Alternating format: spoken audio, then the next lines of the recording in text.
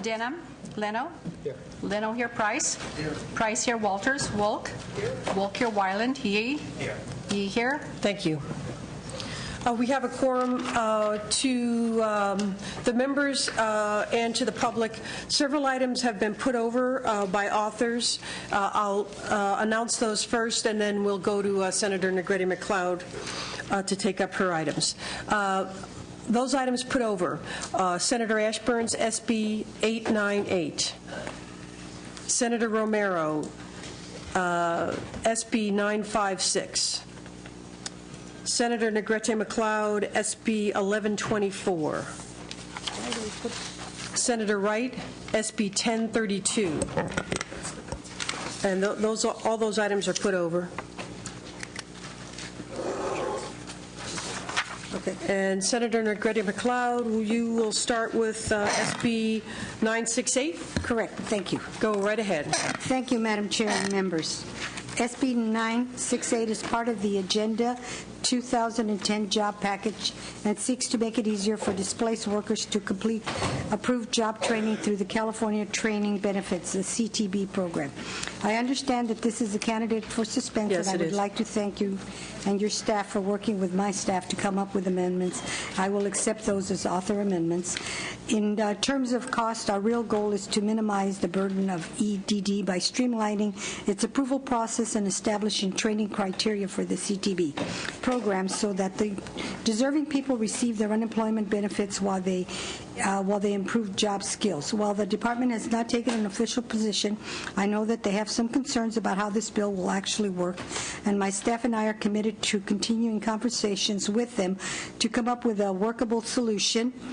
And members, I also want to make it clear that it is not my intent to open the program to fraud or abuse. We are continuing to work with stakeholders and the employer community to see if there is a meaningful way to tighten the language and further narrow the eligibility while still ensuring that the right people continue to receive the benefits they deserve and rely on. Thank you, Senator. That item is will go to the suspense file, and we appreciate your work on it too. Is there support on SB 968? Yes. Any support? Go right ahead. Yes, Sarah Flox from the California Labor Federation, and we strongly support this bill, which will allow the unemployed to access important training benefits. We feel that by streamlining the approval process and eliminating a step in the process of the telephone interview, this will allow EDD to use their resources wisely and in other regards rather than the approval process. Thank you. Additional testimony in favor? Is there opposition? Seeing none. Finance, do you have a comment? Thank you, Madam Chair, members of the committee. Miriam Ingenito with the Department of Finance.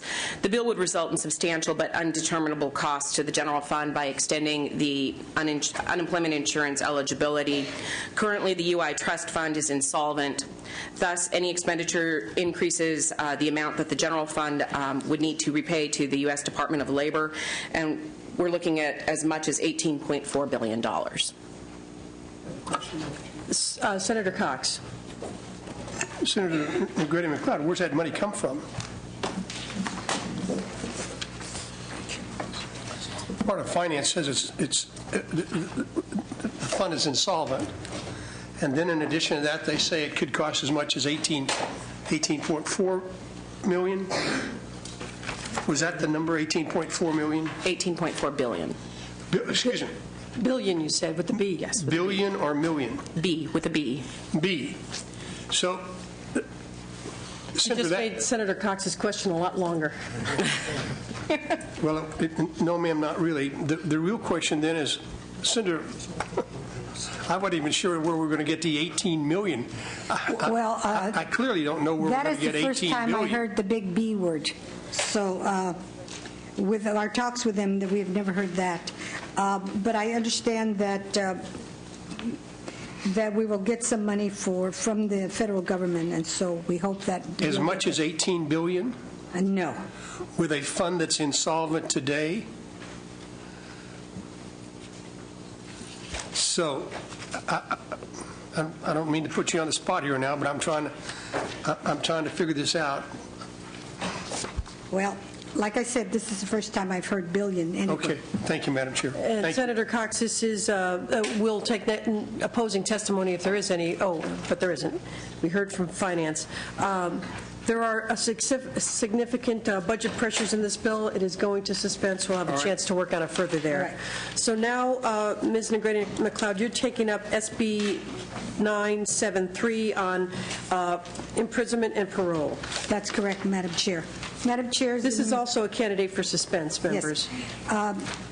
San Bernardino County has about 10,000 parolees, the second largest number of parolees in the state, but lacks corresponding resources to provide adequate services to this population. These parolees live in the largest geographical county in the country and are often required to travel great distances to reach the services they need or are required to obtain as conditions of their paroles, while most relying on public transportation. SB 973 would establish a pilot program for parolee services in the city or county of San Bernardino. SB 973 was brought to me by a local organization known as CREST, Community Reentry Education Services and Training.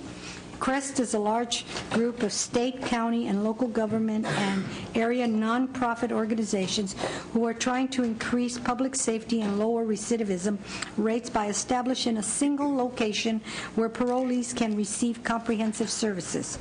A fully implemented CREST program would increase public safety in San Bernardino County, establish a model that could be replicated throughout the state, and ultimately save the state in long-term incarceration and re-incarceration rates by breaking the cycle of recidivism. Thank you, Senator. There's testimony in favor on the fiscal issues, please. Go right ahead. One of the things that's interesting about the... And your name and affiliation. Please forgive me. Carolyn Eggleston from California State University, San Bernardino, the Center for the Study of Correctional Education. Thank you. Go right ahead. And one of the things that's important about the CREST project is that it meets a dramatic need that's in the community in San Bernardino, but we also look at this as a potential for replication across the state. It's an individualized approach to parolee reentry that includes the various services that they may need, and so is very comprehensive. The price tag is big.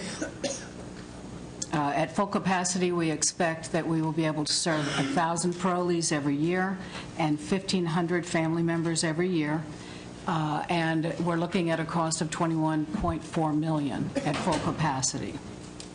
The cost differential for keeping them incarcerated saves the state a number of, at least $4 million out of the chute, and further reductions when we start talking about reduced recidivism, because we're shooting for about a 25% recidivist rate as opposed to the current rate of about 75%. So and you're saying it will potentially save $4 million on incarceration costs? Yes. On a population of how many? 1,000. 1,000, all right. And it costs about $59 a day for this project as opposed to about $73 a day. Okay. I noticed it passed out of Public Safety 7-0. Next, please. Rod Hickman, former Secretary of Corrections, member of Mayor Morris's from San Bernardino Reentry Advisory Committee. I urge your support, Madam Chair, and members of the bill. I think that what this bill reflects is a significant amount of work at the community level to engage with both the Department of Corrections in developing a program that can move forward from a day reporting center that's possibly going into effect there now. And then secondly, to take responsibility for the citizens of their community in a way that I haven't seen in my experience, both from a law enforcement standpoint and from a community service provider standpoint. So I think it's a rare opportunity to do some good work in California. Thank you. Next, please. Any other testimony in favor? Is there opposition testimony? Is there opposition testimony? Seeing none. Finance? Thank you, Madam Chair. According to CDCR, they are currently in the process of opening a day reporting center in San Bernardino, which would address the requirements of the reentry facility in this measure. The day reporting center is scheduled to open by October 1st, 2010, And the DRC itself is currently funded at $1.2 million per year. CDCR does not anticipate any additional fiscal impacts as a result of this measure. However, by codifying the program, it would limit CDCR's flexibility to adapt as a result of the program evaluations or changing conditions. Do you have a comment on the savings estimate that the universities come up with? I do not. Thank you. Any other testimony? This is a candidate for suspense, an important project. It's a pilot. It'll go into suspense. SB 1124 was put over. So Senator Negretti McLeod, your final item is SB 1150 on the healing arts. And we're going to waive suspense. You're going to waive presentation on that? That is a suspense item, members, so that will go to suspense as well. Oh, but I still have to have support and opposition on that, Ms. McGrady-McLeod, excuse me. Then on 1150, to the public, is there testimony in favor of SB 1150 on the healing arts? Is there any opposition testimony on SB 1150, the healing arts? Seeing none, Finance, do you have a comment on that bill? I don't have a file on it. All righty, it's in suspense. Thank you, Senator. Thank you very much.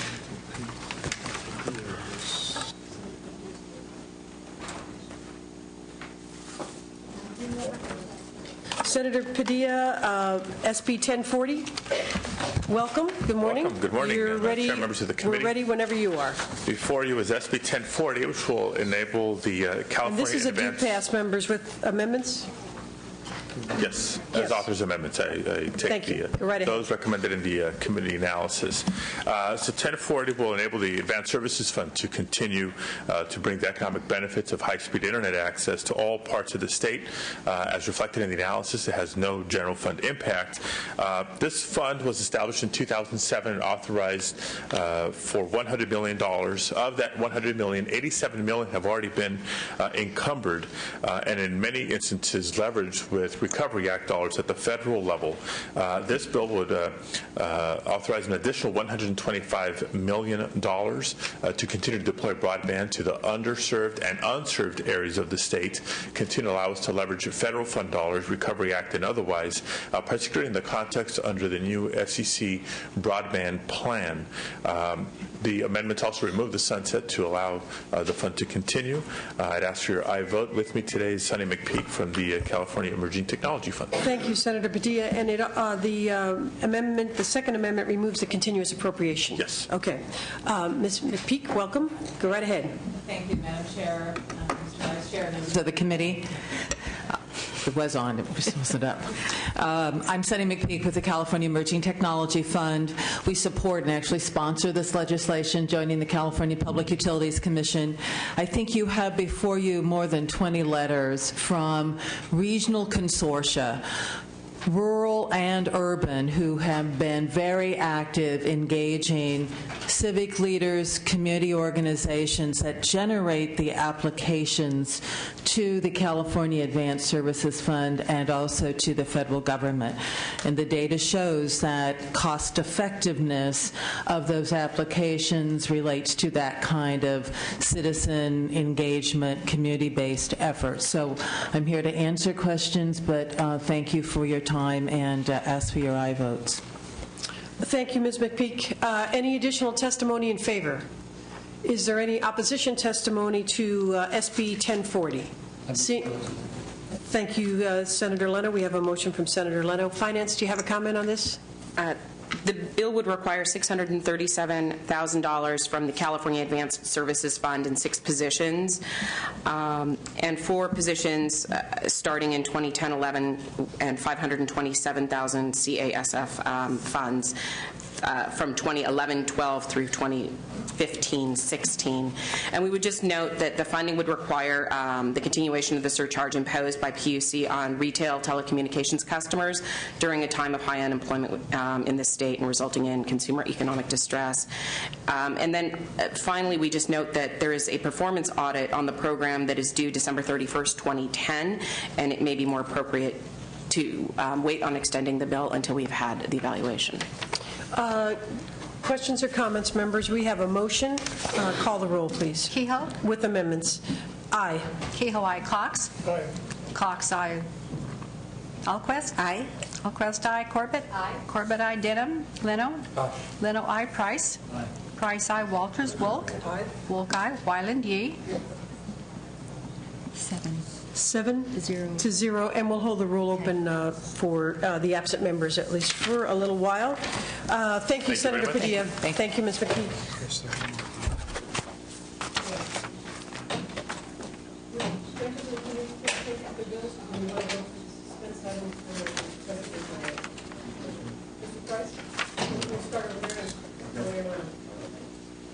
Senator Price will take up his items.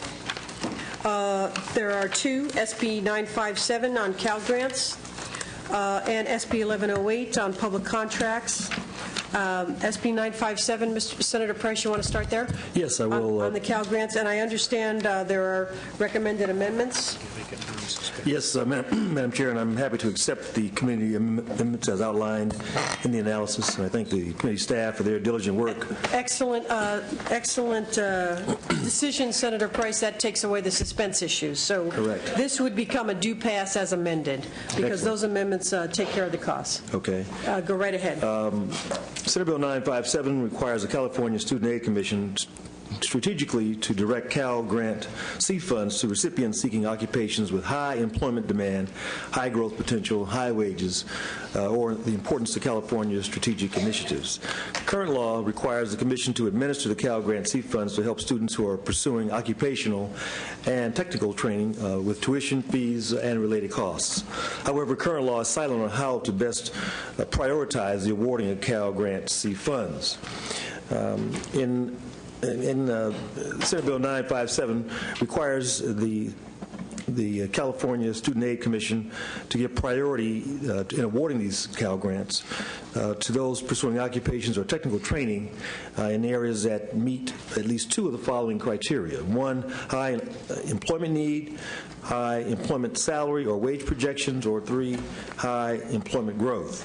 Additionally, Senate Bill 957 would require CSAC to develop and regularly update the areas of occupational and technical training for which students may utilize the Cal C grants.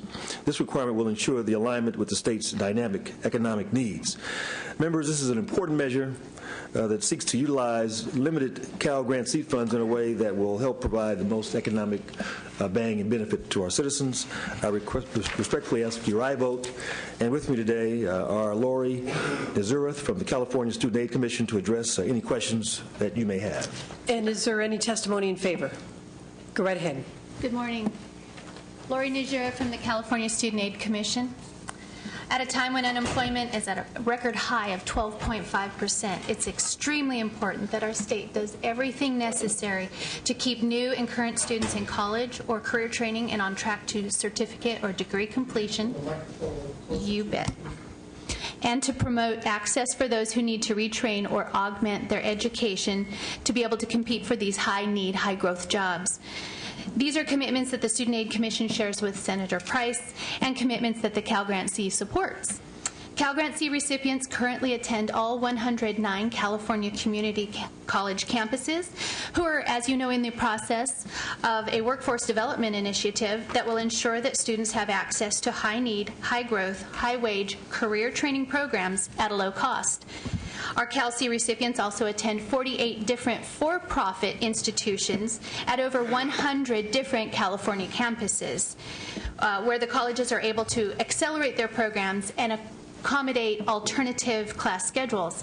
And I need to mention also, since I have UC Student Association representative sitting next to me, we have one UC campus that also offers Cal Grant C eligible programs. Very good.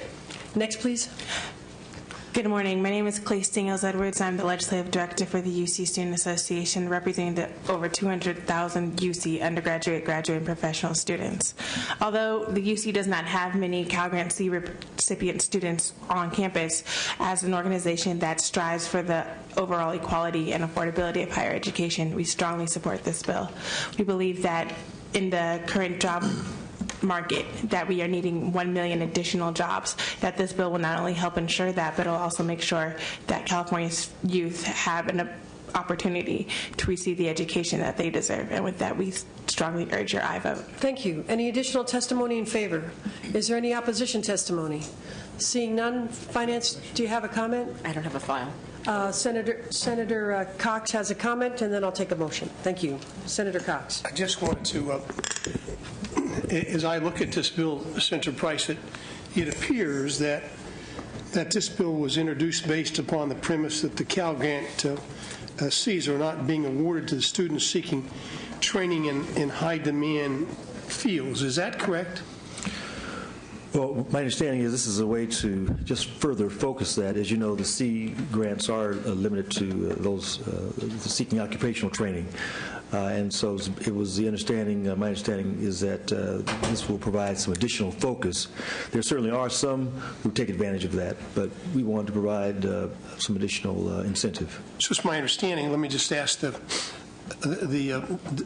young lady who's your witness there that it appears that the Legislative Analyst Office reports that 49% of the Cal C grant recipients in 2008-2009 listed health care as their number one, I believe number one.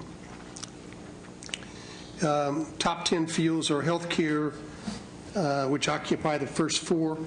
The others are auto mechanic, bookkeeper, accountant, computer science, technician, fashion. And so if that's the case, the real question then is why do we need this particular bill for distribution purposes? And if that question is directed to me, I would say that, as Senator Price just pointed out, of the limited number of Cal Grants that we do have, a high percentage of them quite probably already go to these high-need, high-wage, high-growth occupational areas. And therefore, we continue to do what? And therefore, we continue to do what? We want to... Well, this is giving additional priority. So we may see some displacement in the actual award offers going to an even higher number of these high-growth areas. And who will we displace? Folks that are pursuing what would not be considered high-need, high-growth, high-wage occupations. And you listed off some of them. I have not seen the EDD list to see what actually falls on that list, but Madam Chair, could I ask the witness to supply to the committee prior to this bill getting to the floor some backup as to what she said, because regarding displacement? Exactly. And Senator Price and the witness will forward that information to the committee, and then we'll get it to all of the members. This is prior to it going to a vote on the Senate floor, so you need to be timely. Very good. Then, thank you, Senator Cox. Senator Leno moves the bill as amended. Any other comments, members? We'll call the roll. Kehoe? Aye. Kehoe, aye. Cox? No. Cox, no. Allquist? Aye. Allquist, aye. Corbett? Aye. Corbett, aye. Denham? Leno? Aye. Leno, aye. Price? Aye. Price, aye. Walters? Wolk? Aye. Wolk, aye. Wyland? Yee? 6. And Senator Price, I am prepared to support this bill, provided we get some information that justifies that which you've said. We'll get that to you. Thank you. Thank you again. This is vote is 6-1. We'll keep it open for the absent members. Thank you. Senator Price, you have one more item that is eligible for the suspense file, and then we'll go to Senator DeSaulnier. Okay. This is 1108, SB 1108. Senator Price, go right ahead. Correct. Senate Bill 1108 authorizes the Department of General Services to direct state departments and agencies to achieve a goal of 25% small business participation in procurement and contracts. And it empowers DGS to assist agencies in developing corrective action plans should departments and agencies fail to meet this goal. The bill codifies the governor's executive orders, S0206, and ensures that some of the ground small businesses have gained in state procurement and contracting in the past few years will continue in the next administration regardless of party. Codifying the governor's order will contribute to continued success of California's small businesses in state procurement and contracting and support their role as a key player for job growth and economic development in the state's recovery's efforts. The bill does not result in multi-million dollars of contract preferences. As the analysis points out, departments have many ways to achieve the 25% small business participation goal. I submit that there is no direct correlation to the requirement that DGS continue administering contracts consistent with the executive order to multi-millions of dollars in contracting preferences. The proposed statute and the current executive order is nearly identical in fiscal impact.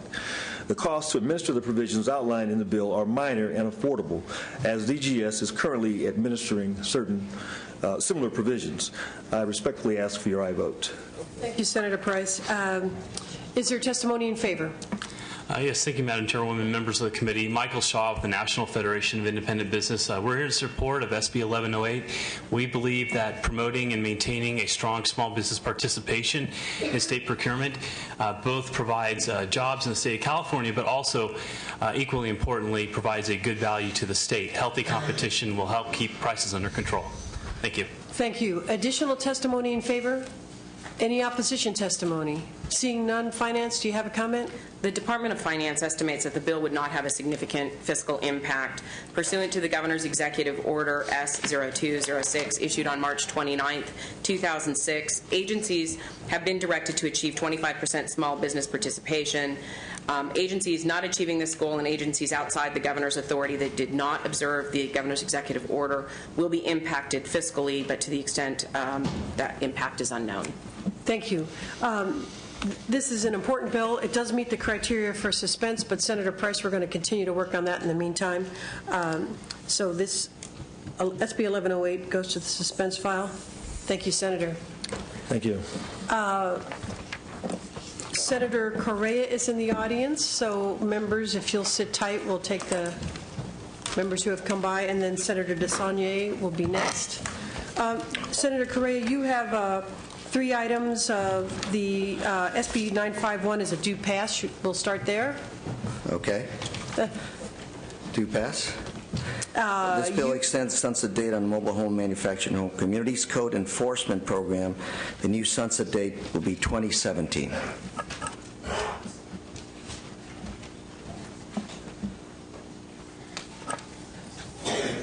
Any testimony in favor?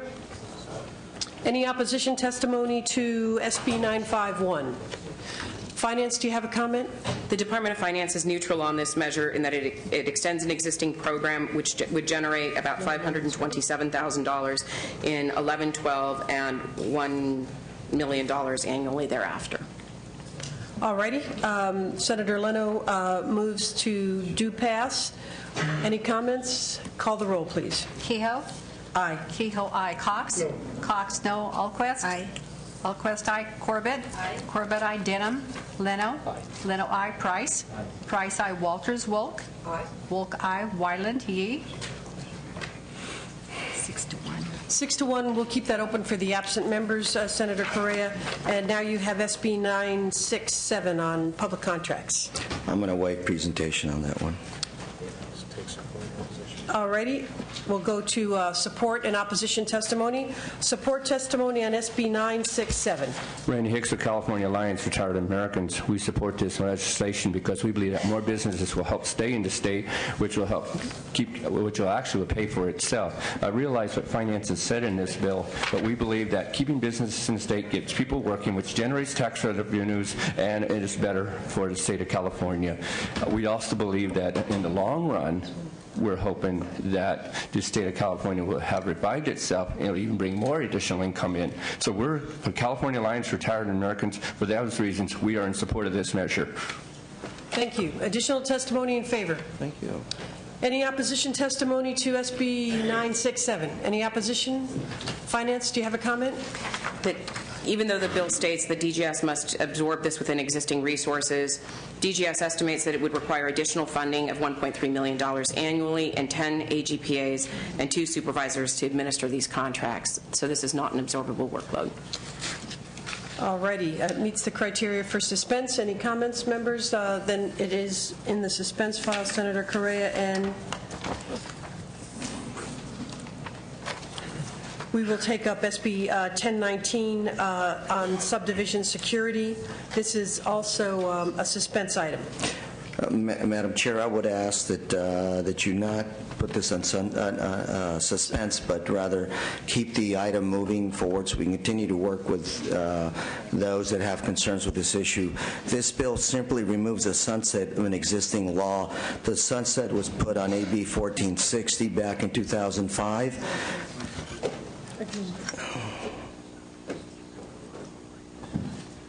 Senator Correa, staff suggests that a 5-year sunset would cure your suspense problem, and my vice chair agrees. Are you so inclined? I'll accept that. All righty, so this will be a due pass as amended with a 5-year sunset. Did we take testimony? Okay. Testimony in favor? Jason Bryan on behalf of the California Building Industry Association. We're in support. Any additional testimony in favor of SB 1019?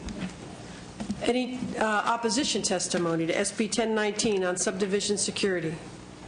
Seeing none. Finance, do you have a comment? The Department of Finance is neutral on this measure. All righty. Any other comments, members? Then we have a due pass as amended by Senator Leno graciously. Call the roll, please. Kehoe? Aye. Kehoe, aye. Cox? Aye. Cox, aye. Alquist? Aye. Alquist, aye. Corbett? Corbett, aye. Denham? Leno? Aye. Leno, aye. Price? Price, aye. Walters, Wilk? Wilk, aye. Wyland, Yee? Yee, aye. That bill, we're going to hold the roll open for the absent members. Senator Correa. Thank you, Madam Chair. Thank you, Senators. Thank you.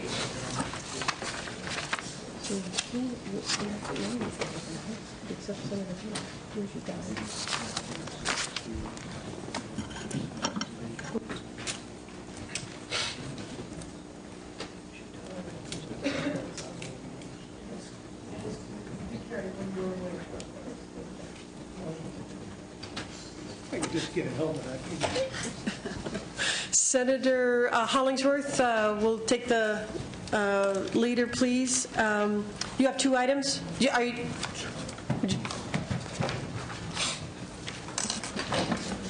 Senator Hollingsworth, you have 2 items, SB 904 and SB 1179. Would you like to start with 904 on commercial hunting clubs? Sure. Thank you, Madam Chair. SB 904 fixes a problem within the commercial hunting club license fee structure. A previous bill, AB 1423 from 2009, created a structure in response to an area of a bill that I addressed in 2006, and in continuing to try and figure out what amounted to a very large increase in the hunting club license fee structure from that period of time. We now have SB 904 today that actually caps it at the amount of $1,000 per year. The reason that is still a significant increase is that in 2006, my bill SB 1200 attempted to bring about some resolution of the fact that it was being charged on multiple parcels, even though it was one hunting club, and that time the license fee was $339.50 per year. SB 904 has not received any opposition. In fact, it's supported by Safari Club International, the Outdoor Sportsmen's Coalition, the California Sportsmen's Lobby, and the Outdoor Heritage Alliance. Thank you, Senator Hollingsworth. Witnesses? Good morning, Madam Chair. Jason Ryan, California Outdoor Heritage Alliance. We're in support of this measure. Even though we might see a small reduction as far as fees collected by the department with regard to the new fee structure established in 1423, overall we are going to see a tremendous increase in revenue the department's going to generate. As the Senator indicated, the department brought in roughly $25,000 in fees prior to 2009. The real issue is compliance and enforcement, and the department, to its credit, has done a really good job going out and educating landowners that in fact they are operating a hunting club even though they don't realize that they are. So we are going to see hundreds if not thousands of more people paying this fee. So the department's going to go from roughly $25,000 to hundreds of thousands of dollars. We ask for a vote. Next, please. Good morning, Madam Chair, members of the committee. Tom Patterson, California Rifle and Pistol Association. We're also in support of this measure. I'd just like to add that the compliance issue with the department would be helped by this bill because of the fact that there are a number of small clubs that are out there that do not generate large amounts of revenue, and by lowering the initial cost for these clubs, it makes it easier for them to stay in business. Thank you. We urge your aye vote. Thank you. Madam Chair, Ed Woody with the National Rifle Association. We support the bill. Thank you. Any further testimony in favor? Is there opposition testimony? There is no opposition. Seeing none. Finance. The decrease in the fee for this particular fee category would likely result in loss of revenue to the Department of Fish and Game. There are an estimated 10 to 20 clubs in California that would be impacted by the change, resulting in $10,000 to $20,000 reduction in annual revenue to the Fish and Game Preservation Fund. However, DFG states that it is difficult to estimate the loss of revenue because the number of clubs that have never purchased a commercial hunting club license is unknown. DFG estimates that there are about 1,000 parcels of property that have not purchased the club and therefore have not had a fee collected on them. Thank you. We have a motion by Senator Cox. Members, I do think there's a rationale for expecting better compliance at the lower rate. I'm prepared to support the bill. Any other comments? Call the roll. Kehoe? Aye. Kehoe, aye. Cox? Aye. Cox, aye. Allquist? Aye. Allquist, aye. Corbett? Corbett, aye. Denham? Leno? Leno, aye. Price? Aye. Price, aye. Walters? Wolk? Aye. Wolk, aye. Wyland? Yee? Aye. Yee, aye. 8-0. 8-0, and we'll still keep it open for a little bit. Is Senator Denham been called, please? And Senator Wyland? If you'll give me an update, Sergeant, I'd appreciate it. Thanks. Senator Hollingsworth, you have the next item, SB 1179. Yes, thank you, Madam Chair. SB 1179 is patterned after the existing practice within the Department of Fish and Game, where we have 2 free fishing days that exist under California law. This would establish 2 free hunting days per year, much like many other states. And the goal is to try and increase interest in and the appreciation for the outdoors, hunting. And other states that have done this have seen increased sales of hunting licenses, hunting activity, and hunting-related products and services, which increases sales tax revenue.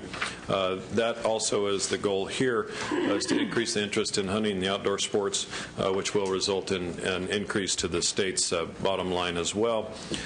There's no opposition to this. In fact, it is supported by Sierra Club California, and mark that down. That's the first time in 10 years I have ever had a bill supported by the Sierra Club of California. Thank you, Senator Hollingsworth. Testimony in favor. Leslie Daniels, Sierra Club California, in support. Make sure you get that mic on. You want me to repeat? Thank you. Next, please. Madam Chair, members of the committee, Tom Patterson, California Rifle and Pistol Association. We're in support of the bill, and I'd just like to address 2 issues in the analysis. One was the cost of increased enforcement. Although we're sensitive to the needs of the warden force and the increased responsibilities they have, this particular analysis does not correctly reflect what goes on in the field. On an average day when a warden contacts someone in the field, they walk up to that individual to check their game, equipment, and their license. So they have to contact that person to determine whether they have a license or not, and the person pulls it out of their wallet and shows it to them, just as the case is now with fishing. So the increased costs really don't exist because they have to make that contact regardless. Secondly, in terms of the loss of revenue to the department, although that is difficult to determine, as mentioned by the Senator with the free fishing days, the idea is to bring individuals into the sport of hunting similar to an athletic club allowing you to come in one day just to see what they have and how it works. It's the same effect. So there's some question as to whether there would be an overall loss of revenue. Thank you very much. Thank you. Next, please. Madam Chair, Ed Woody with the National Rifle Association. We support the bill. Thank you. Any other testimony in favor? Any opposition testimony? Opposition? There's no opposition. Seeing none. Finance, please. The department estimates that the bill would have no fiscal impact.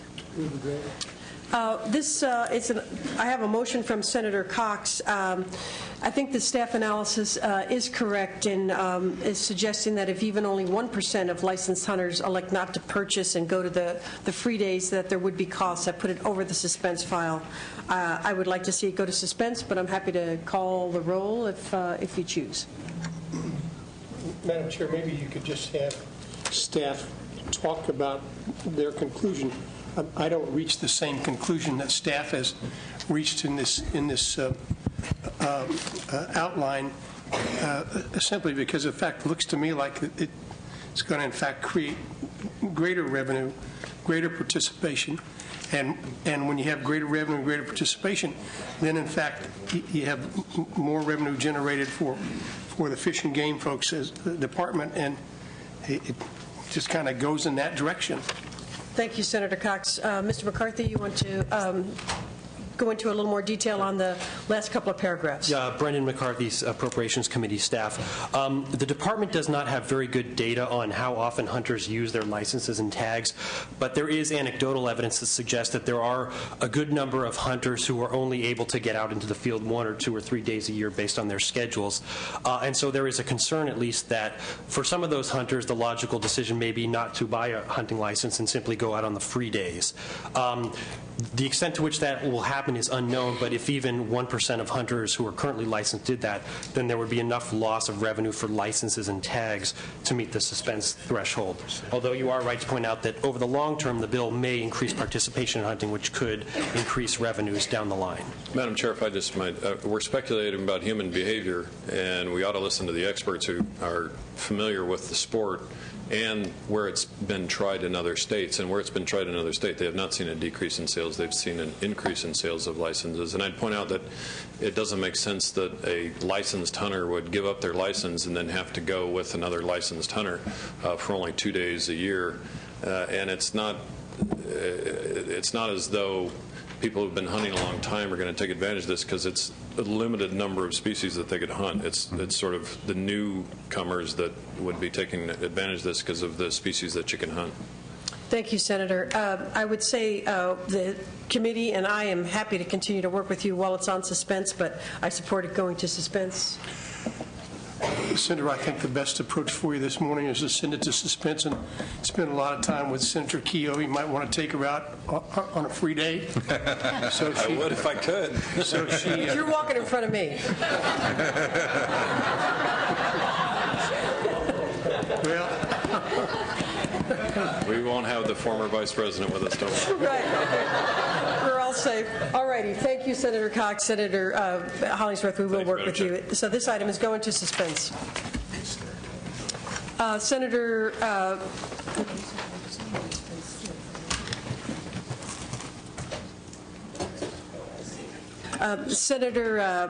Senator Dutton is next on the file, so we'll go to Senator Dutton. Sorry, Mr. DeSaulnier. We will get there as soon as we can. Senator Dutton, you have 2 items. SB 942, you want to start with that one? 11:30.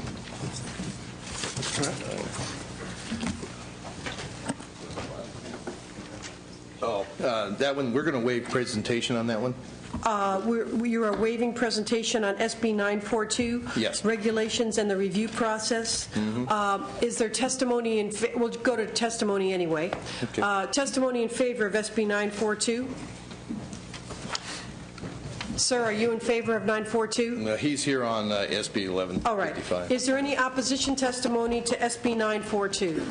Any opposition? Finance, do you have a comment on SB 942? OAL has not provided us with an estimate on the measure to date, but the total costs for this bill are expected to be significant. OAL currently does not have sufficient staffing for additional workload associated with this measure. All righty. That item will go to suspense, members, unless there's any further comment. Then we'll go to SB 1155 by Senator Dutton on capital access companies. Senator Dutton, and this is a do pass, members. And also, I want to thank you, Madam Chair, for allowing me to present this. This is a Senator Dutton Price bill. This bill will streamline and help clarify the capital access company law.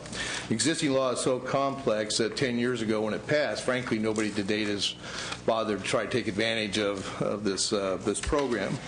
What we've done here is to try to eliminate some of the confusion, put some clarity in it.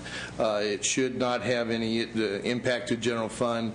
It's fee supported. And with me today, I have he's an attorney, Lee Penetall, who is part of the he was one of the people that originally was part of the drafted the original law that can answer any questions about what changes need to take place. Thank you. Would you like to make some brief comments in support of the bill? Yes, just very briefly. This bill simplifies, as Senator Dutton said, a bill that was enacted 10 years ago that was a result of a federal exemption to the Investment Company Act of 1940 passed by Congress in 1996. And it has an exemption from registration under the 40 Act for capital access companies that raise their money solely from California, 80% from California, and invest their money solely in California businesses. One of the amendments is to make is to require that the investments be made in small business in California, those being the companies that generally create most of the new jobs. Very good. Thank you. Any additional testimony in favor? Any opposition testimony? Finance, do you have a comment? There are currently no CAC licensees in California. The Department of Corporation states it would incur annual administrative costs of $100,000, assuming that as a result of this legislation, 5 new CAC licenses came to fruition. Since the CAC law authorized the application fee for potential CAC licenses of only $2,000, the costs for DOC would not be fully covered by the fees. Thank you. Do I have a motion? You do. Senator Cox moves the bill. Any further? Senator Price, comments? Yeah, I'm proud to be a co-author on this. I think it will provide another tool in the toolbox for small businesses, and I certainly strongly recommend that I vote. And I'd yield to Senator Price as being the second on this if he would like to do that for purposes, and/or I'm happy to second it. Well, I'm happy to join you as a second on that. All right. All right. Thank you, gentlemen. It's good that you can share. All righty. That is a motion to do pass. Call the roll, please. Kehoe? Aye. Kehoe, aye. Cox? Aye. Cox, aye. Alquist? Aye. Alquist, aye. Corbett? Aye. Corbett, aye. Denham? Leno? Aye. Leno, aye. Price? Aye. Price, aye. Walters? Wolk? Aye. Wolk, aye. Wyland, Yee? Aye. Yee, aye. 8-0. That's 8-0. Senator Dutton will hold it open another little bit. Thank you very much. Thank you. Senator DeSaulnier, thank you for your patience. This is SB 965 on the high-speed rail. This is a due pass, members. Yes, ma'am. Thank you. It's nice to be here. Madam Chair, and as you said, this is SB 965, high-speed rail. This bill gives us the authority for the High-Speed Rail Authority to spend the $2.25 billion that it's fortunately been allocated through American Recovery and Reinvestment Act money. It also stipulates on page 4 and 5 of the bill requires a planning process and an expenditure plan to come back to the legislature. That would cost $100,000 to $150,000, and that would come from either bond money or federal money, no general fund money. So with that, I would ask for your aye vote on this, get it out of committee so that we can get people to work. Thank you, Senator DeSaulnier. Is there testimony in favor on SB 965? Any testimony in favor? Any opposition testimony? Seeing none. Finance, do you have a comment? The federal requirements for the use of the ARA funds are still being developed, and so we're concerned that the appropriation may be premature. The bill is also unclear as to how the $400 million federal earmark of the Transbay Terminal would be funded if all of the $2.25 billion in ARA funding is appropriated to the High-Speed Rail Authority in this bill. It is not clear that the High-Speed Rail Authority would be able to complete the expenditure plan required by the bill within the 30-day time frame, or that the expenditure plan would provide the information that the bill intends. The governor's budget includes $958 million for 10-11. Of this amount, $583 million is from the bond funds and $375 million is from the $2.25 billion of ARA funds. Thank you. Senator Leno moves the bill. Any further comments? We'll call the roll, please. Kehoe? Aye. Kehoe, aye. Cox? No. Cox, no. Alquist? Alquist, aye. Corbett? Aye. Corbett, aye. Denham? Aye. Denham, aye. Leno? Aye. Leno, aye. Price? Aye. Price, aye. Walters? Wolk? Wolk, aye. Wyland? Yee? Yee, aye. 8 to 1, and we'll leave it open for the absent members. Senator DeSaulnier, you have one more item. You're waiving presentation, but I'm going to call for testimony. Members, this is SB 1259 on Job Creation Agency. SB 1259 by Senator DeSaulnier. Is there testimony in favor? Public testimony in opposition? Seeing none. Finance, do you have a comment? I don't have a file on this measure. Members, this will go to the suspense file. Thank you, Madam Thank you, Chair. Senator. And we'll go back to Senator Alquist. Would you like to present on two items, SB 964 and SB 1148? Thank you, Senator Alquist. First one is Workforce High-Speed Rail. Thank you, Madam Chair and members. First, I'd like to say I know this is going to suspense. Also like to say that SB 964 does not have a general fund cost. It's fully funded with high-speed rail bond funds. However, the Appropriations Committee analysis indicates that there is potential cost pressure for funding future training programs that the bill could eventually lead to. I believe that the issue of cost pressures for training is a separate issue since this bill does not specifically call for training to be done. And if and when training programs are established and funded, a separate decision on funding would have to be made then. We have some non-general fund money available from the $9 billion high-speed rail bond, and it's good to get that money into the economy through the $500,000 special funds appropriation in the bill. The bill would provide an essential service for the workforce and would help to create over 1 million jobs, 600,000 construction jobs, and 450,000 permanent jobs. These are new jobs that are desperately needed. Substance of the bill does three things. I will not go into detail. You can ask me questions. It creates a labor market survey. It creates an advisory committee and appropriates $500,000 from the high-speed rail bond. Thank you, Senator Alquist. I appreciate you addressing the fiscal issues at the top of your remarks. Testimony in favor. Yes, Sarah Phlox from the California Labor Federation.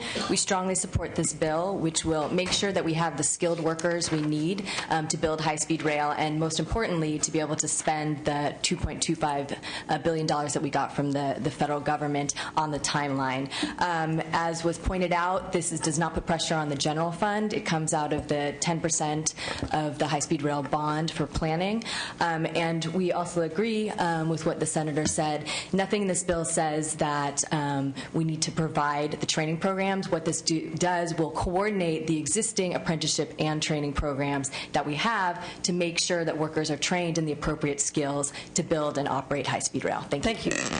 Madam Chair, members of the committee, Shane Gussman on behalf of the Teamsters, strong support. Thank you. Any additional testimony in favor? In favor? Opposition testimony to SB 964. Members, there are cost pressures here. We'll go to Finance in just a minute. And remember, Appropriations Committee looks at bonds and special funds in addition to general fund. Finance, do you have a comment on this? Again, that the budget includes $958 million in 10-11 for the High-Speed Rail Authority, and of this amount, $583 is from the bond fund. The spending cap in the bond is 2.5% for administrative costs, and this would be considered part of that. And we too noted cost pressures and concerns about EDD being qualified at some point to coordinate or to develop the training program or the workforce programs with respect to this project, given its magnitude and its unprecedented nature in this state, and we're just not certain that EDD has that expertise. Thank you. And Senator Alquist, you and I will continue to work on this while it's in suspense. I would be glad to, yes. So this item will go to suspense, and you will take up now SB 1148 on chronic truancy in the schools. Thank you. SB 1148, according to the fiscal summary, would likely cost several $100,000 in an annual mandate claims. I would suggest that this amount is likely substantially less, as the structure already exists to accomplish the goals. I want to speak about late opposition that came in this morning, since I want to deal with it. The late opposition came from the California Public Defenders Association. They cite the negative impact this bill could have on students with disabilities. It is important to note that these students are already accommodated under current law. SB 1148 establishes chronic truancy only through unexcused absences, not through excused absences. So I would say that the public defender's opposition is not valid. Anyway, what the bill does, and I say this as a senator, a former high school teacher, a former school board member, a former counselor, is that we have a lot of children who have chronic truancy, and sometimes even the schools don't really understand that the kids aren't even there. And what we really do, since current law does not differentiate between if you're absent 5 times or 500 times or 50 times, we need to establish a new category. And the tipping point through all the research is at 10%. If a child is absent, unexcused absences less than 10%, that child can recover, do well in school. But once a child reaches that 10%, he or she begins to fall through the cracks. So what the bill does is to establish chronic truancy as having 10% or more unexcused days, absence days per school year. Thank you, Senator Alquist. Testimony in favor, please. Good morning. Pamela Gibbs, representing the Los Angeles County Office of Education. We are in strong support of this measure. We help about 80 school districts in one of the largest counties in the state, of course. We have, through our student support services offices, experts who deal with child welfare and attendance issues. We think that under the existing law, the rule is too short to establish a pattern. We think this bill goes a long way in addressing a pattern whereby we can employ some of the interventions that are desperately needed. We also think that this would result in a cost savings to the state eventually. We know that county offices of education have the role of educating juveniles who are incarcerated. We know that many of them have suffered educational setbacks because of attendance, among many other things, and truancies. So we think this bill would actually result in cost savings in the long run. And I strongly urge your support. Thank you very much. Next, please. Hi, Brad Strong, Children Now. We all know the multi-billion-dollar economic impact of students dropping out, but what we might not know about is how important that mobility is in the later grades. We have research from David Silver from UCLA and others who had worked on identifying how the number of students that drop out if they transfer in 8th grade. It's 35% of students in Los Angeles Unified School District if they have moved from one school to another at some point in their middle school, or 32%, only 32% of the students graduate on time if they move from one school to another during their high school years.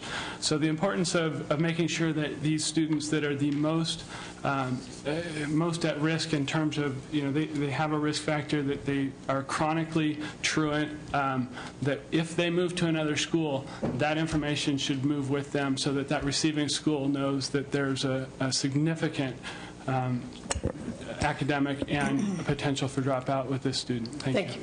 Thank you. You're in favor. Any others in favor? Any other testimony in favor? Is there opposition? Finance? No file. Senator Leno. Thank you, Madam Chair. Just a brief comment in support of the bill. It is quite logical that a chronically truant student is going to be at risk of failing and then at dropping out, and a child who drops out before completing high school has a 7 times greater likelihood of finding his or her way into the criminal justice system. So this can lower crime rates. The District Attorney's Office in San Francisco is determined to figure that 94% of victims of homicide under the age of 25 in San Francisco are high school dropouts. Yes. So it's an astounding figure, and we need to address this issue, and this is one way of doing it. Thank you. Thank you, Senator Leno. Very important issue, members. I would point out an existing mandate related to truancy had claims of over $7 million in 07-08. So we do need to look at the fiscal issues further, and it will go to suspense. Thank you, Senator Alquist. Thank you.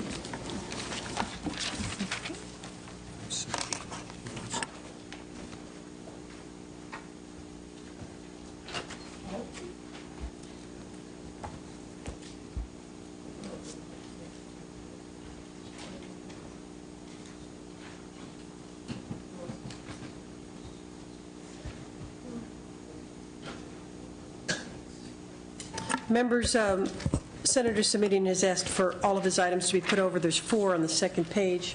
That's SB 1301, SB 1431, SB 1443, and SB 1469 will be put over for a future hearing at the request of the author. All righty. And Senator Corbett, are you ready? You are indeed.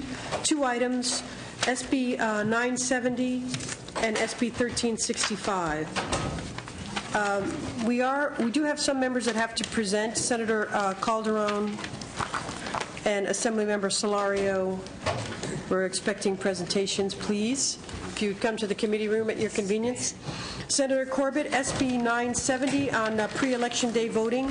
This is a candidate for suspense. Yes, thank you very much, Madam Chair. Senate Bill 970 establishes a pilot program that puts early voting polling places on college campuses.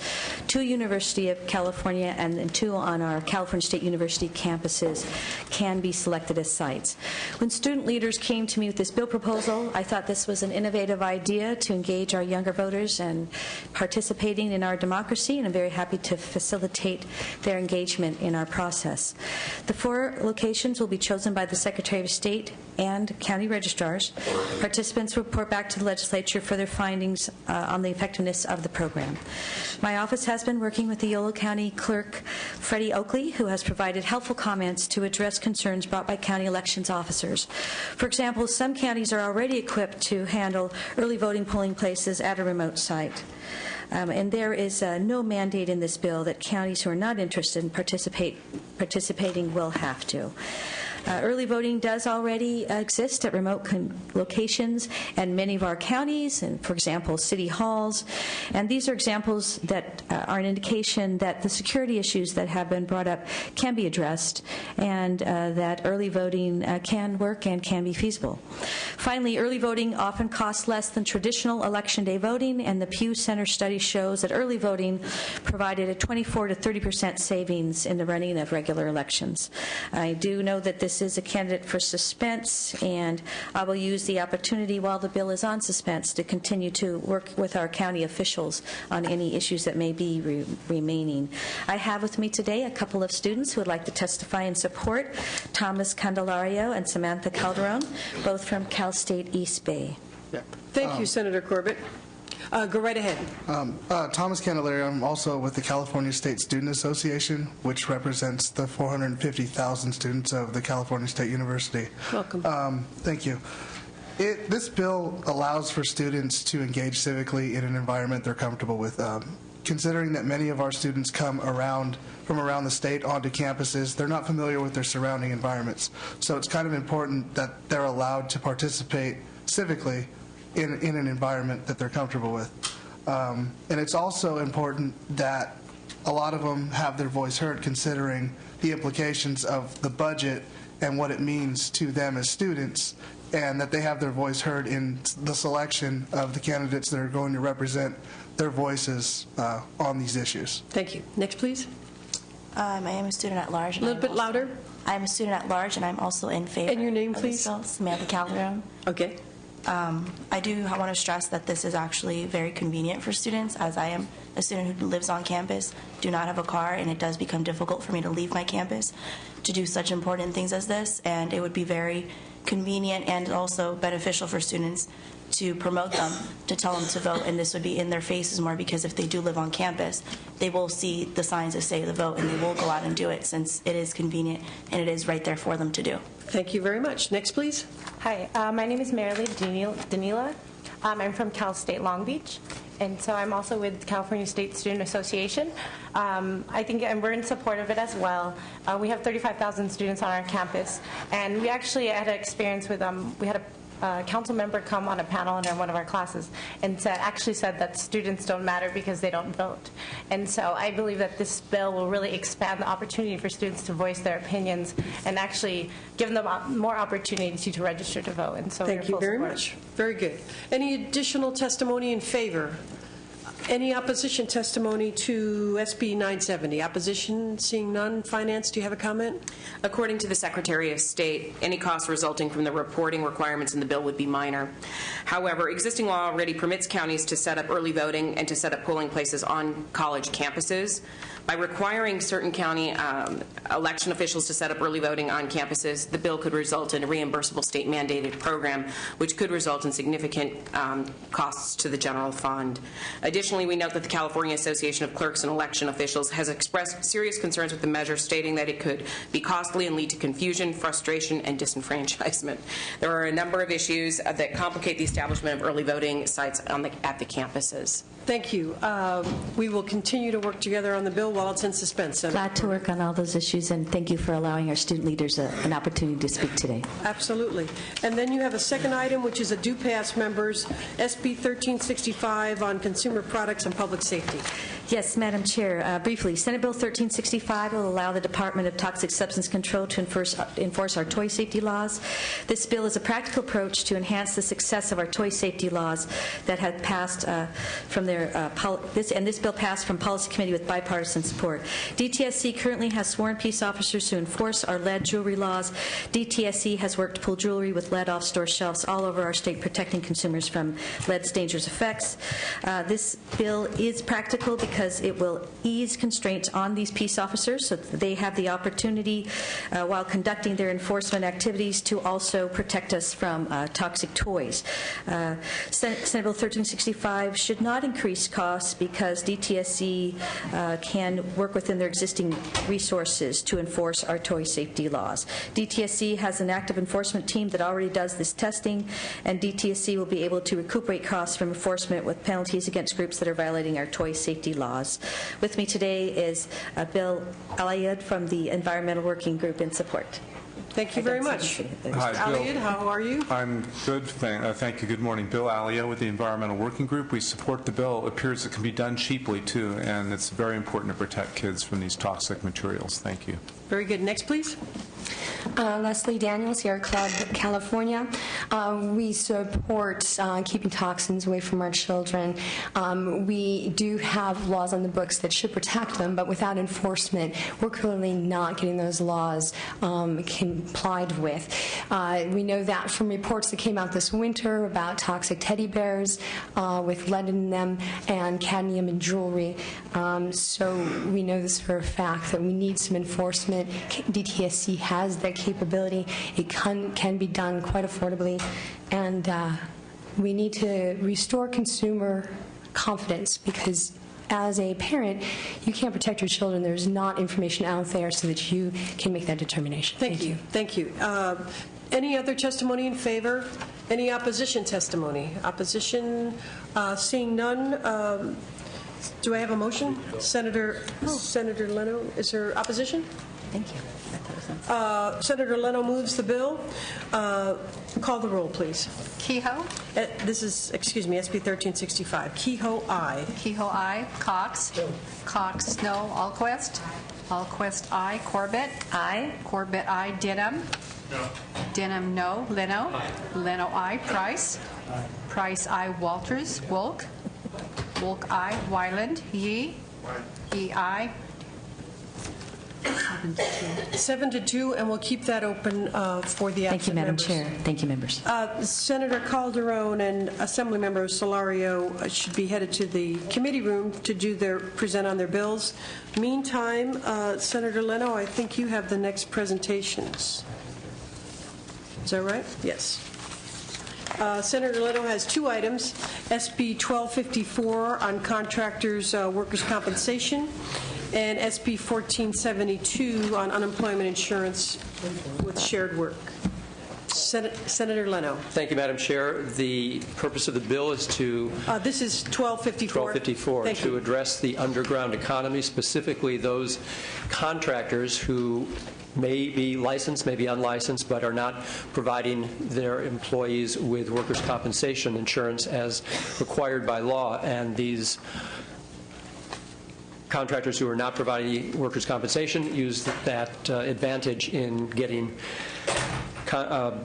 lower bids to get themselves jobs at the expense of those who are abiding by the law. So what the bill does is gives the registrar of the Contractors State Licensing Board authority to issue stop work orders, which they cannot currently do. And this will then protect property owners who may be at risk of the costs involved when someone gets injured, or the workers themselves. And then it also gives authority to the board to request 9 additional peace officers to enforce this new provision, but it would have to be, of course, approved through the budget process. So thank you, Senator the Leno. board estimates that the costs to them will be minor, and I would ask for, there's no opposition, I'd ask for your vote. And your testimony in favor? Go right ahead. Thank you. David Fote, Chief Enforcement for the Contractor State License Board. The way things work today, we have a law-abiding licensed contractor that loses a contract. He returns, he finds people working, reports that lead. We're unable to address the ongoing activity without bringing out another state agency. This will provide efficiencies so one investigator can do the work of 2. By having the peace officers in the investigative centers, that peace officer will serve as a liaison with the local prosecutor and the Premium Insurance Fraud Task Force to investigate and help with the prosecution of the 4,000 unlicensed reactive complaints we receive every year. And because of the efficiencies we'll achieve, we're not asking for additional positions. We are asking that this be approved and that we would reclassify existing positions to serve as the peace officers. Thank you. You said you have 4,000 complaints a year? We have approximately 1,300 leads each year relating to informants. Licensed contractors report those. We have 4,000 complaints relating to unlicensed practice. Out of those, we did a survey. Approximately 50% of those have identified on the complaint form that they had an unlicensed contractor with employees. Thank you. Thank you. Next, please. Madam Chair, Phil Vermeulen, representing the Marin Builders Association, who's the co-sponsor on this bill. This is a critical bill for the industry, and we urge your aye vote. Thank you. Thank you. Any other testimony in favor? Is there opposition testimony? Seeing none, Finance, do you have a comment?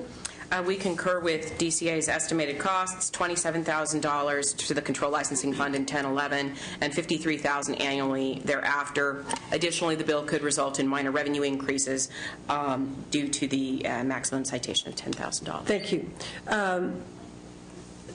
Let's see then. We have a motion by Senator Cox. Any comments? Call the roll, please. Kehoe? Aye. Kehoe, aye. Cox? Aye. Cox, aye. Alquist? Aye. Alquist, aye. Corbett? Aye. Corbett, aye. Denham? Leno? Denham, aye. Leno? Aye. Leno, aye. Price? Aye. Price, aye. Walters? Wolk? Aye. Wolk, aye. Wyland? Yee? Aye. 9-0. 9-0. Thank you. We'll keep that open for another minute. Thanks, Al.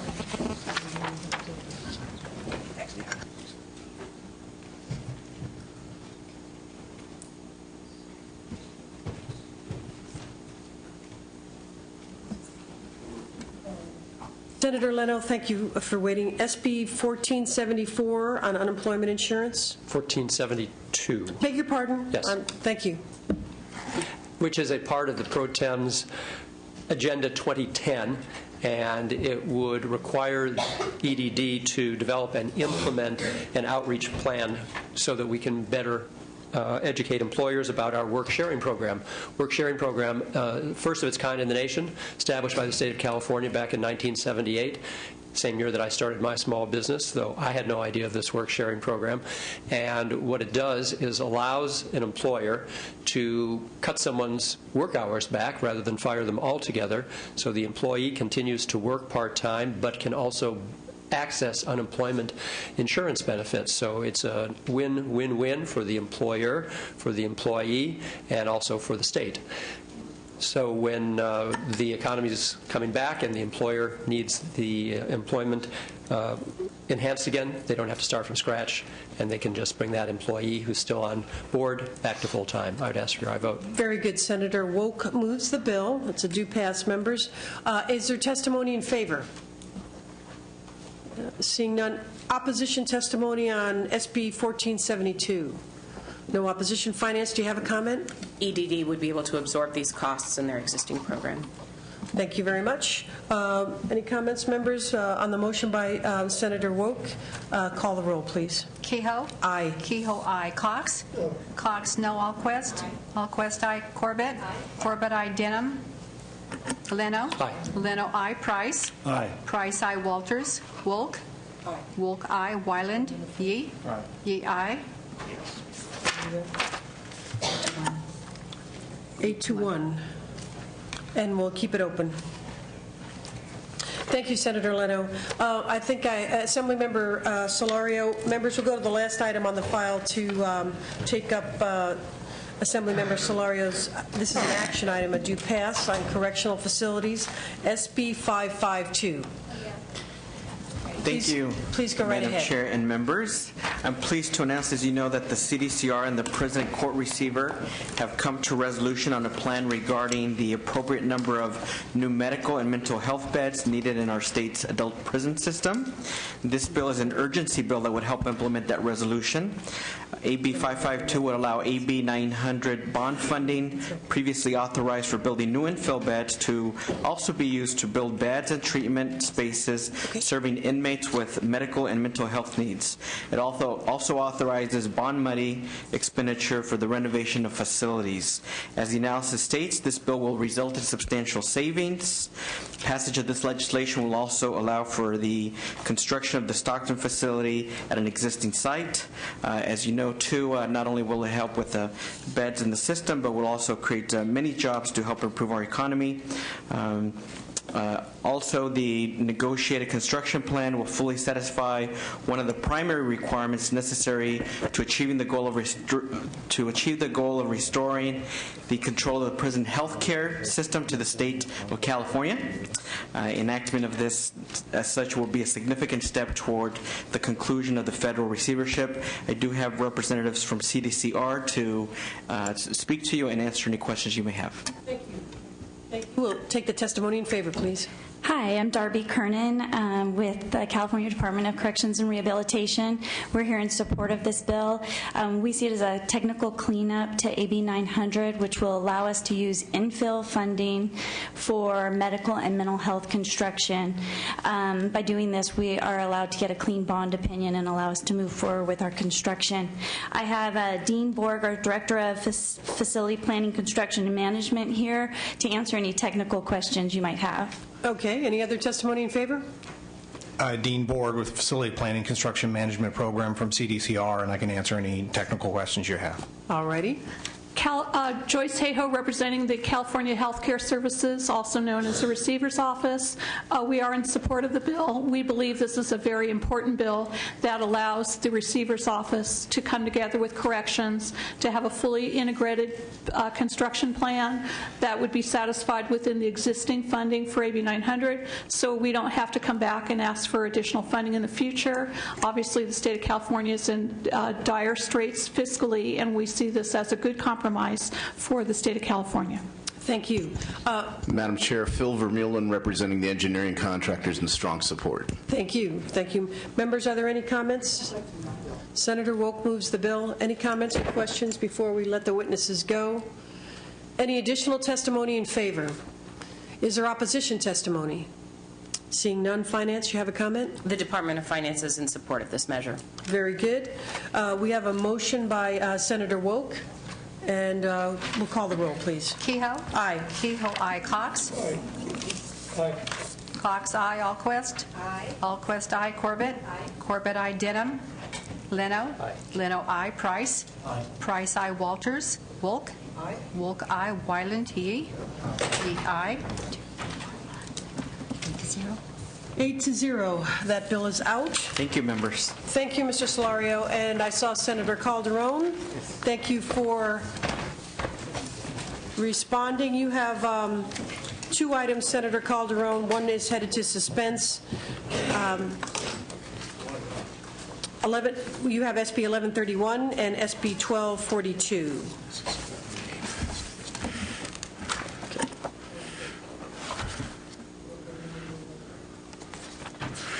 Thank you, Madam Chair. Members, yes.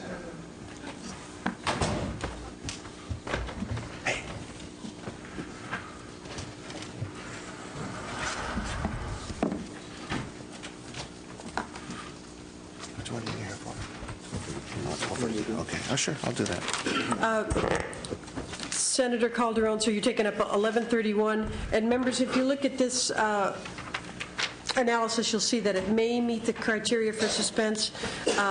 It is really, it's kind of a hard one to pin down because we don't have a lot of data on what it would, lost opportunities or cost savings. So, Senator Calderon, why don't you make your best case and we'll discuss it when you finish. Thank you, Madam Chair. SB 1131 prohibits the state from expending any state funds for the purposes of filming or producing commercials or other filmed materials outside of the state. As all of you are aware, over the last 14 years, the filming industry has been outsourcing and offshoring a lot of jobs and a lot of business.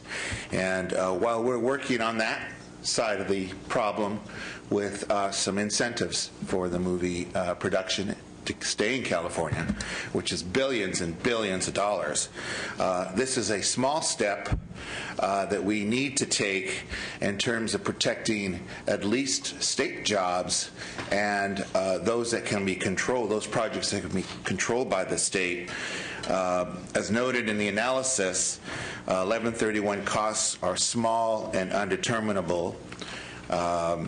And the economic activity and tax revenue benefit far outweigh any of the costs. Now, the committee staff had suggested that the reach of the prohibition may be unnecessarily restrictive and suggests restricting the bill to projects for commercial use and not including universities and colleges and so forth. I'm fine. I'm happy to take those amendments. Good. And the rationale there, Senator Calderon, is there will be some filming or other kinds of videos if there are out of the country or out of state research sites and sure. Specific to areas outside of California, which we don't want the university to be prescribed from doing that. No, that's fine. So it'll be as amended then. I accept that. Senator Calderon, do you have any comment on the rationale for filming out of state, even in the case of the governor's office or state agencies, has been that it's sometimes cheaper? Do we know what the savings, does your office know what the savings would be? I don't have any figures on actual state-funded projects.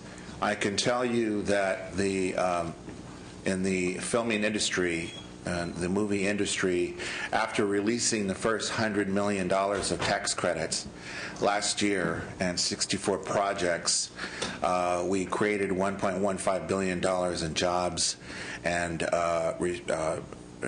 accumulated approximately $400 million in tax revenues.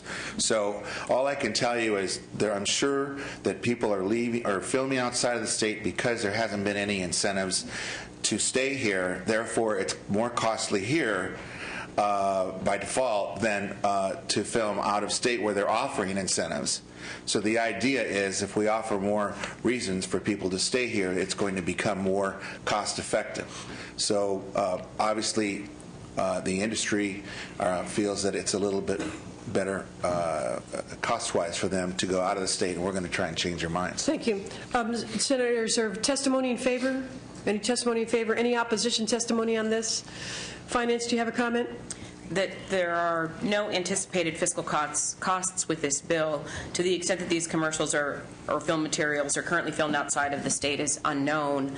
However, it's possible that by requiring them to be filmed in the state, there could be an economic boon to the state of California. Finance did have the one concern that it was unclear to us if the bill was intended to apply to the film tax credit program administered by the California Film Commission. While the tax credits are intended to attract movies and television production to California, the program requirements do not require that all filming be done within the state, and so we're concerned that this may not have its intended consequences. Senator Calderon, you want to respond to that? Yes, I mean it is a valid concern, but also the reason I quoted the dollar figures just now on the movie side is that we're going to keep jobs in California, and if we're keeping jobs in California, we're employing people. So whether it's a state project or not, or a state-funded project, if we're filming here, we're paying people to film here, which means we're creating jobs, which creates tax dollars, and that should be, if not already, included into the equation.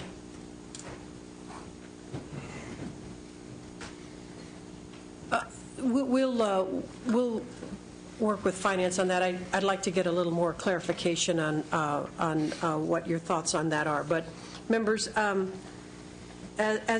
the amendments, as we look at it, the case for the suspense file, I think, could be overridden. So I'm prepared to support moving the bill to the floor today. Let's see. We've got this. Yes. Now we need a motion. Do pass as amended. As amended. And Senator Leno makes the motion. So we'll call the roll, please. Kehoe? Aye. Kehoe, aye. Cox? No. Cox, no. Alquist? Aye. Alquist, aye. Corbett? Aye. Corbett, aye. Denham? Leno? Aye. Leno, aye. Price? Aye. Price, aye. Walters? Wolk? Aye. Wolk, aye. Wyland? Yee? Yee, aye. 7-1. 7-1, and again, we'll keep it open. Thank you.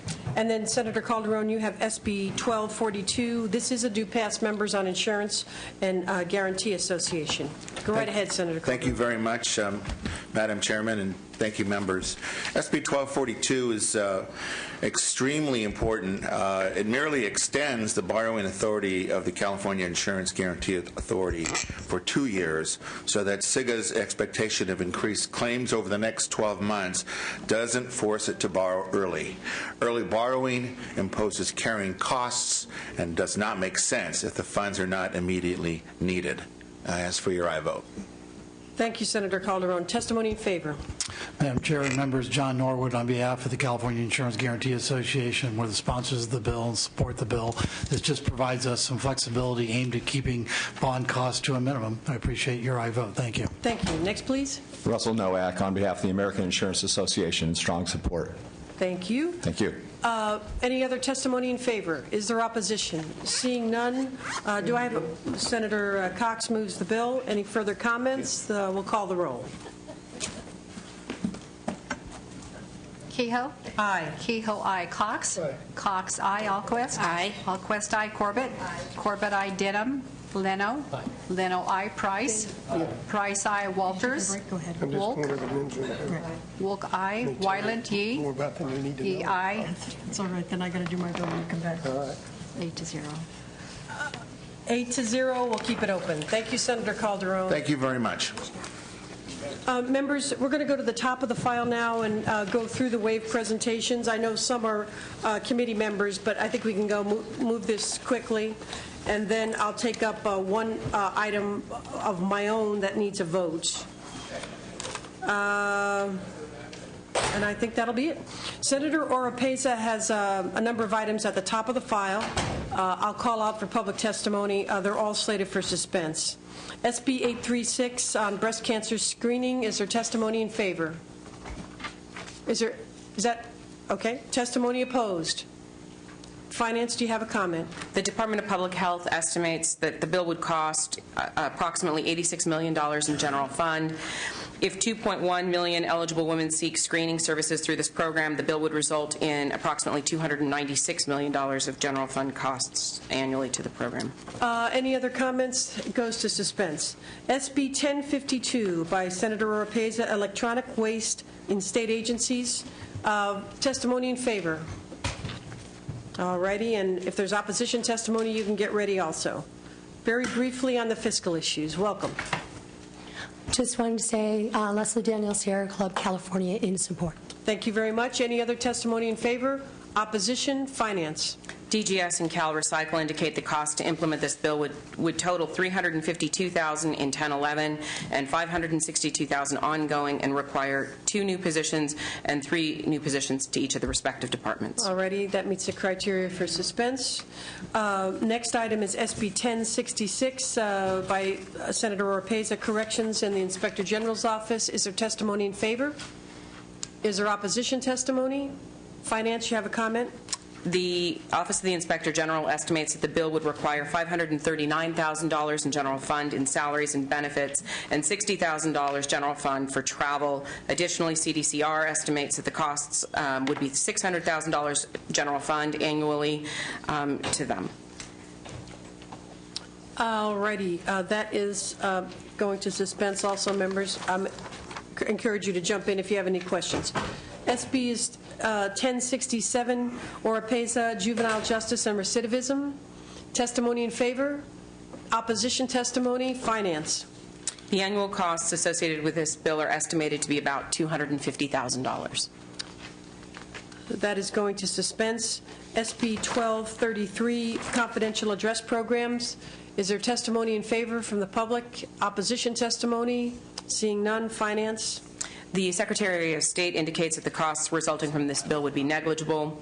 However, it hasn't been determined whether there are current mandate costs associated with the existing statutory provisions, and this bill could potentially be a state-mandated local program.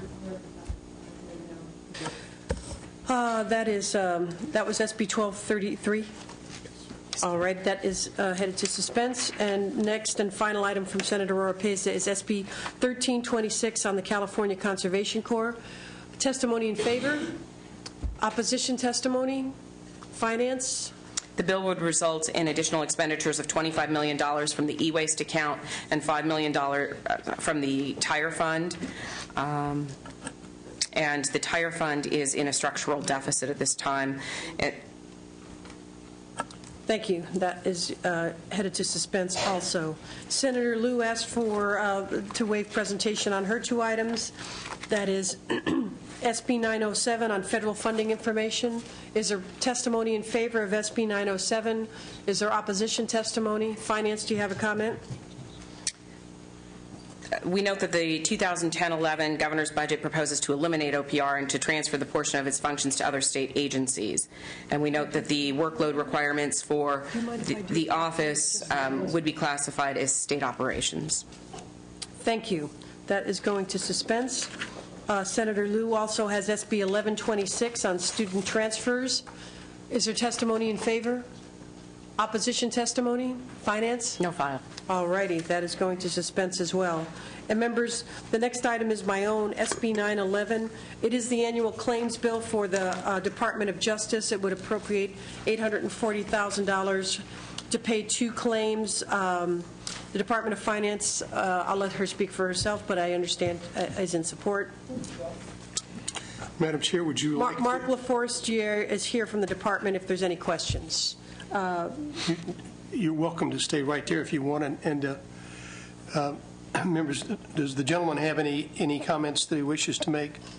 Only that Government Code Section 965 requires the Attorney General's office to bring an annual claims bill to pay claims arising from litigation that our office handles. This bill contains 2 such claims, and we ask for your aye vote. Members, there are 2 claims in this bill. This would appropriate $840,000 from the general fund to pay those 2 claims. Any members of the committee have any questions of the gentleman from the Department of Justice? All right, the bill has been, and there are no amendments. Bill has been moved by Ms. Wolk. Department of Finance have any comments? We are in support of the Department of Justice's claims bill, and we do note that these costs were factored into the general fund costs assumed in the April 1, 2010. All right, thank you. Now, we have a motion to pass. Any additional questions or comments? Go ahead, Senator Denham. Just one quick question. How much of the money that's in each of these two cases goes to the plaintiffs? In the Huntsman case, the settlement is for, I think, $585,000. $400,000 of that is attorney's fees and costs involved in litigation. And the other claim is entirely attorney's fees related to the litigation over the constitutionality of the mandate bill. Thank you. All right. I have a motion made by Ms. Wilk. Call the roll, please. Kehoe? Aye. Kehoe, aye. Cox? Aye. Cox, aye. Allquist? Aye. Allquist, aye. Corbett? Aye. Corbett, aye. Denham? No. Denham, no. Leno? Aye. Leno, aye. Price? Aye. Price, aye. Walters? Wolk? Aye. Wolk, aye. Wyland? Yee? Yee, aye. Is that 7-1 or 8-1? 8-1. 8-1. 8-1. Thank you. Call the next item, please. All righty. Thank you, Senator Cox. Let's see, the next item then would be Senator Wolk, I believe, and this is item 991 on flood control. This is also a suspense item. Is there testimony in favor of SB 991 by Senator Wolk? Opposition testimony? Finance, do you have a comment? The bill would appropriate $30 million from Proposition 1E flood protection projects as specified in the bond.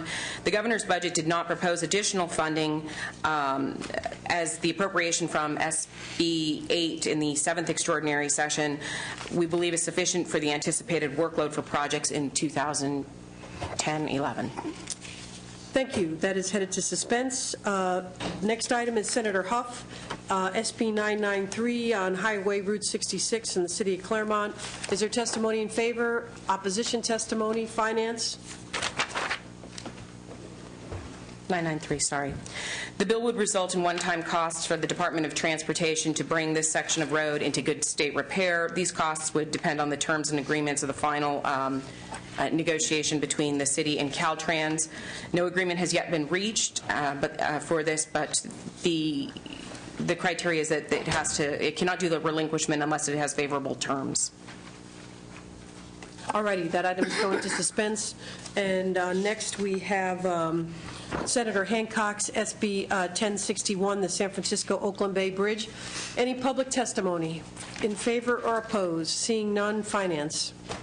There would be no fiscal impact to the state as a result of this bill because the funding projects would be provided by the resources available to the MTC. We note that the cost estimates for the project, the estimates for the project are between $168 million and $350 million, and MTC could use its state and federal improvement program funds to fund this project. All righty, the item goes to suspense. Next is Senator Onnested, SB 1103 on surface mining. Testimony in favor, opposition testimony, Finance. Sorry. Just trying to find the salient points out of this long paragraph. The Department of Conservation states that the mining operations that are not eligible for the low gross exemption would be responsible for making up the difference from the lost revenue because of the current revenue amount of $3.5 million that must be met annually. Let's go into suspense. That's that one. Let's see, last two items. SB 1331 by Senator Cedillo, Racial Justice Act regarding the death penalty. Is there testimony in favor? Come right up. And then we'll have a comment from Finance. This is testimony in favor, correct? Yes. And if there's opposition testimony, you can get ready also.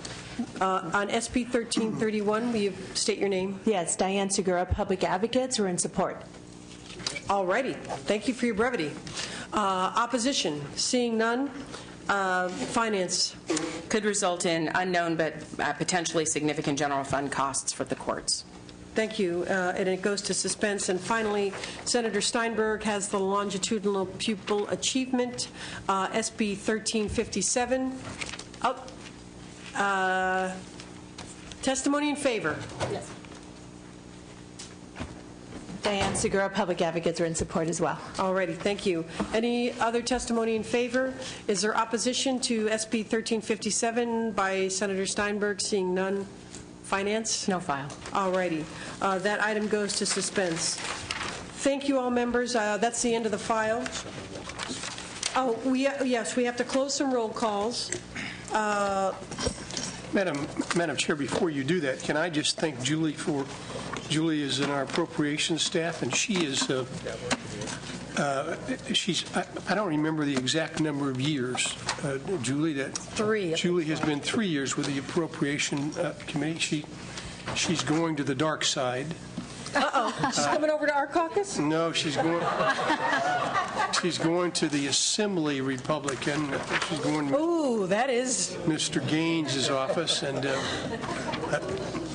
members, just one more minute till we close the files, but okay? I want to thank her for her efforts and thank her for the work that she's done. I know that she will be reasonably happy there for a relatively short period of time, and she's always welcome, I think, to come back to the bright side of the aisle. But I want to thank Julie for her help and assistance, and I know you feel the same, Madam Chair. I do indeed, Senator Cox. Thank you. Thank you for your help, Julie. Appreciate it. Now, are we going to go back through the entire file? All right. Senator Yee missed some votes, Senator Denham missed some votes, and Senator Weiland is not going to be here today. That's my understanding? That's correct, ma'am. Okay. Well, then I guess, thank you. Then let's start at the top and see what we... Mine's, I don't know what order mine is. No. Do you want to do it in file order? No, I don't have it in file order. Okay. Just have it authorized. We can go do it however you want to do it. It won't take long for me to find it. Okay. Then this is Padilla, SB 1040. And the chair and the vice chair, aye. Denham. Walters. Weiland. Yee. Yee, aye. 8-0. Denham, I'm sorry? Denham, aye. 9-0. All righty. Next is Senator Price, SB 957. The chair is aye. The vice chair is no. Denham. Aye. Denham, aye. Walters. Weiland. Yee. Yee, aye. 8-1. 8-1, that bill is out, as is the previous bill is out also. Next item is Senator Correa, SB 951. And the chair is aye, and the vice chair is no. Denham. Aye. Denham, aye. Walters. Weiland. Yee. Yee, aye. 8-1. Next is Senator Correa, SB 1019. Chair is aye, vice chair is aye. Denham. Walters. Weiland. Denham, aye. 9-0. All righty. Senator Hollingsworth, SB 904. Chair is aye, vice chair is aye. Denham. Aye. Denham, aye. Walters. Weiland. 9-0. 9-0, that bill is out.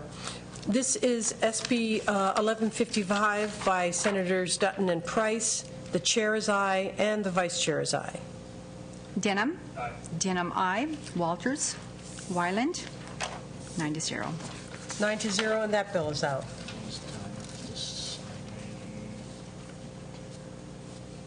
Senator Denham voted on that? And Senator Which one? Which one? I think that's it, isn't it? Which Oh, no, I have all these. Which one's next? Calderon? Senator Calderon? 2 on Calderon. There's 2 items on Senator Calderon. They are SB 1131. And Sally, why don't you announce the votes? Chair is aye. Vice chair is no. 7-1. Denham? No. Denham, no. Walters? Weiland? So 7-2. 7-2, that bill is out. Next Calderon item is SB 1242, and the votes? 8-0.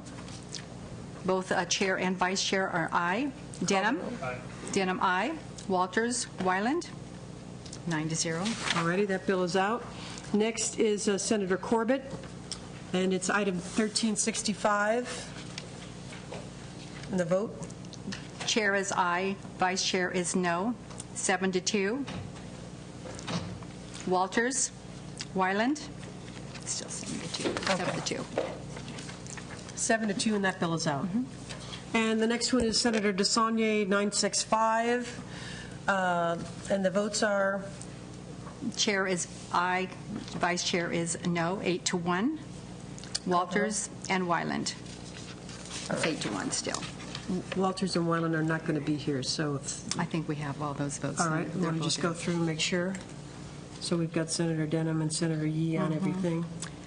Walters and Wyland, 8-1. Okay. Walters and Wyland on that one. Okay. I have to call on this one. Roll call on Senator Leno, SB 1472. And the votes? Do pass. Chair is aye. Vice chair is no. 7-1. Denham? No. Denham, no. Walters and Wyland, 8-2. 8-2, that bill is out. And the next item is Assemblymember Solario, AB 552. And the vote? Is 8-0. Both chair and vice chair are aye. Denham? No. Denham, no. Walters and Wyland, 8-1. 8-1, that bill is out. I believe that completes the file. Thank you, members. The meeting's adjourned. Good job, Madam.